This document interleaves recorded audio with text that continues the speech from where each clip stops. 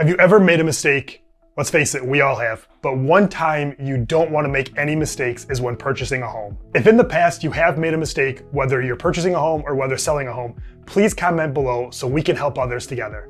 Hi, my name is Geno D'Angelo. I'm a local Northern Michigan real estate agent helping you relocate to Indian River and everywhere in Northern Michigan. Now let's dive into some of the mistakes buyers make when purchasing a home. The first mistake I see buyers make is not getting pre-approved. Getting pre-approved is when you go to the bank to find out how much house you can afford to buy. One mistake I commonly see buyers make is not getting pre-approved before they start the process.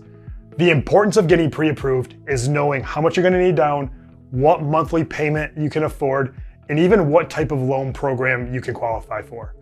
Now, in case you don't know, there are many different types of loans you can get. There's the standard conventional loan with 20% down.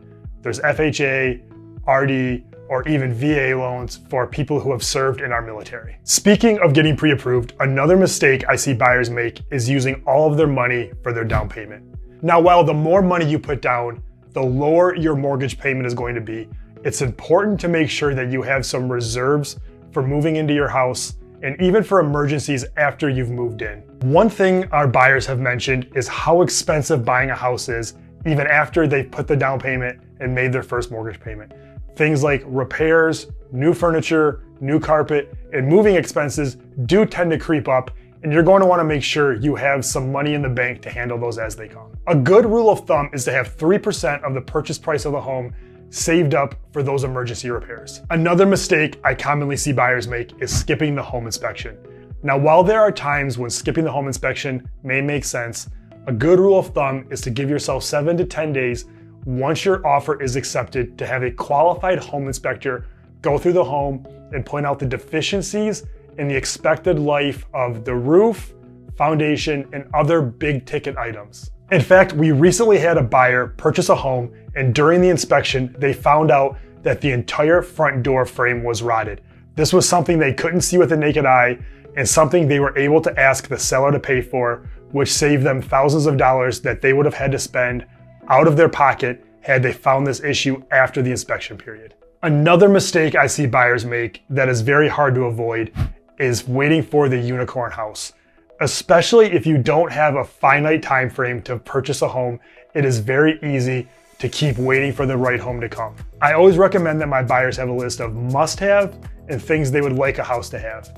We really focus on the list of what they need the home to have, whether it's a certain bedroom, bathroom, or size, and focus a little bit less on the wants because oftentimes it's hard to match both of those lists up. One thing we do when looking for a buyer is start with a very broad approach. We show you all the houses are available, letting you decide what matches your needs and wants the most. Once you've dialed in more specifically what you want, we narrow down the types of homes we show you until we find the perfect house for you. Another mistake buyers tend to make is not understanding the area they purchase in. Every town in Northern Michigan is a little bit different from one end to the other.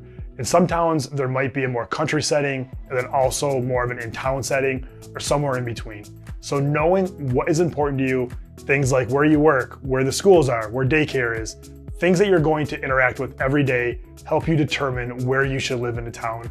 And it's best to know that before you buy a house versus after. The last mistake, and my personal favorite, is not hiring an agent.